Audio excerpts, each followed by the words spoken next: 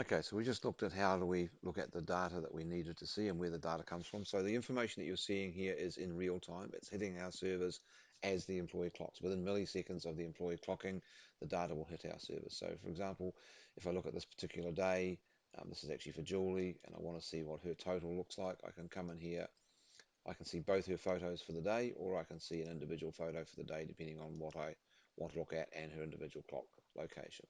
As I said earlier, I can click on one of these and edit it by just coming back up the top, and I can change that time.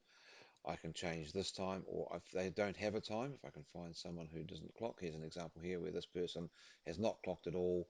Now, there's another things we can do about that. It could be that they were absent, in which case, and we haven't pre-rostered that leave. And if that's the case, I simply click on the blue line. I come in here and I use one of my daily tags to say that they were absent for whatever reason. In this particular case, I'm going to say it was a full day's sick leave, and we're using hours in this one, but it could be days. So it could either be 8 or 1. And I save that.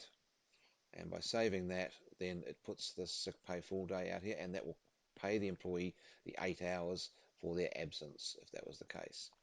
If I had a different example, so for argument's sake, this one here, the employee had missed, it clocked out at 2, had actually come back to work and then worked for another 2 hours, I can simply go in here and go add, but they forgot to clock. So I come in here and say, right, at 1600 you came back in and you worked until 2100, and I put that in. So I've now added times in for the employee, so you can see that the employee did from 1600 to 2100 in addition, but there's no actual times against those.